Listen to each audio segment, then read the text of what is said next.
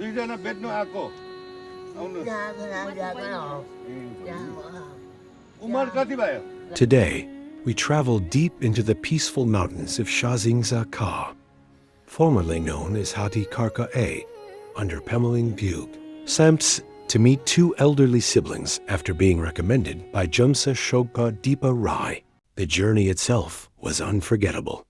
During the rainy season, we drove through narrow farm roads, dangerous mountain turns, landslides, mud, and falling boulders.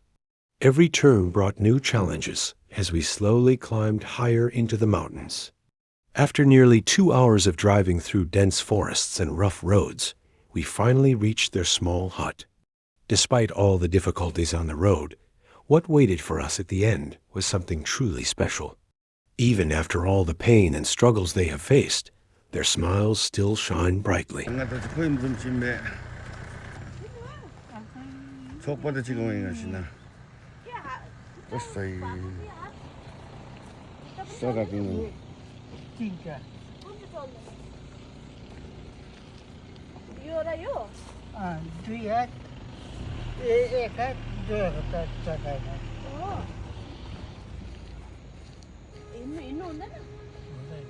कचिलो अनि सनीको मिङ्गी यो जग्गाको नाम के पो भन्छ पोपा? हाती खर्का हजुर हाती खर्का के भन्छ? यसलाई ए भन्छ हाती खर्का आफै हुनु नमस्ते नमस्ते वचिन्यो या वचिन्यो Deepa Deepa चिन्यो aku jadi manja ada ओ नमस्ते नमस्ते आँखा कमजोरी भएको छ दुईजना बेच्नु आएको आउनु उमर कति भयो? उमेर 80 पुग्नु 4 वर्ष छ 76 बहिनीले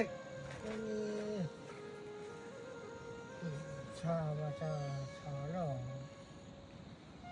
दुईजना माथि बस्छ यहाँ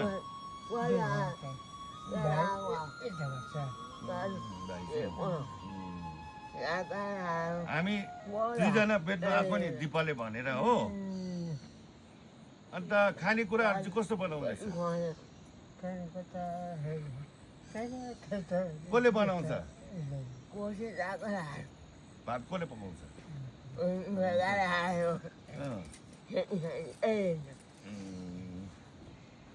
तपाईको नाम चाहिँ के हो?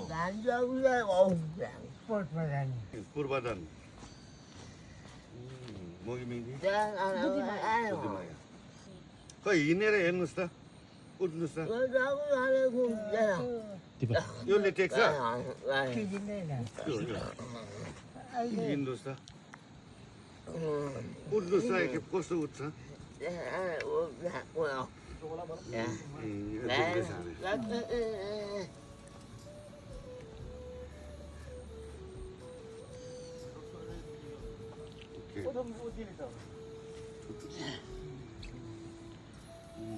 हिँड्नु सक्छ अलिअलि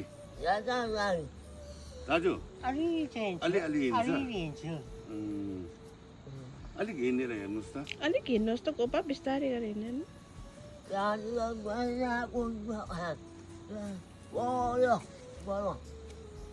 हुन्छ हुन्छ साह्रो पर्दैन आउनुहोस् यता आउनुहोस् हात पनि यो भएको छैन लापी प्यारालाइज स्पेनल कोच लापी अनि हात स्पेनल ड्यामेज टु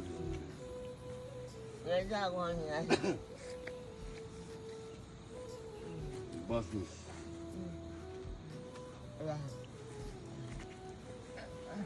अन्त हस्पिटल गयो गएन हस्पिटल जानुपर्छ ल खै यो हस्पिटल जाने बिमार होइन भने माग पारे हो होइन नि हस्पिटल गएर हेर्नुपर्छ नि हात नि यो अन्त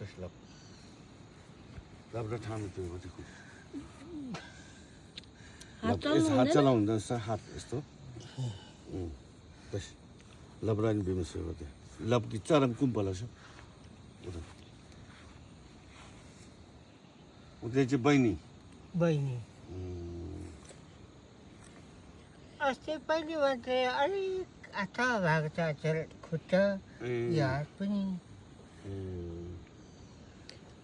कोपा के भएर पो पहिला त राम्रो थियो नि त नि रुखबाट झरेको होइन हो कति भयो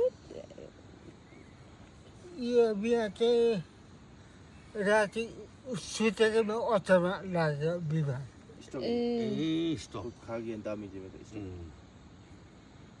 देश विदेशमा भएको सम्पूर्ण हाम्रो साथीहरू छ कि हजुर त्यो साथीहरूको तर्फबाट र हाम्रो इन्पोसिट अफ पिस इन माइन्ड भनेर छ कि सेमकिङ एल्सो भनेर अन्त मेरो साथीहरू थुप्रो छ हो तिनीहरूको तर्फबाट तपाईँहरू भेट्न आएको ल We learned that the elder brother was once a hard-working man who spent his life caring for his family.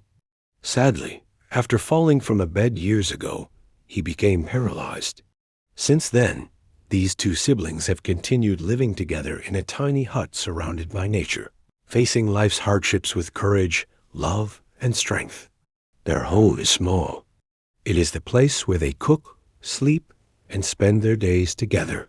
Yet inside that little hut, we witness something many people spend their whole lives searching for: genuine love, gratitude, and happiness. After understanding their situation properly, we realized they urgently need a safer and better home. Seeing their condition touched our hearts deeply, and we promised them that we would return with good news soon. We have decided to help build a proper home for these two elderly siblings so they can live safely, peacefully, and with dignity.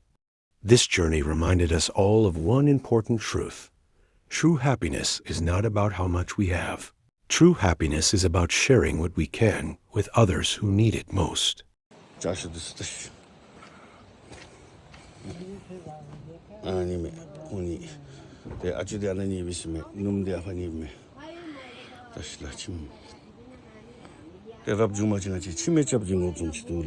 Thank you to every supporter who continues to believe in this journey of humanity, kindness, and hope. True happiness is about sharing what we can with others who need it most.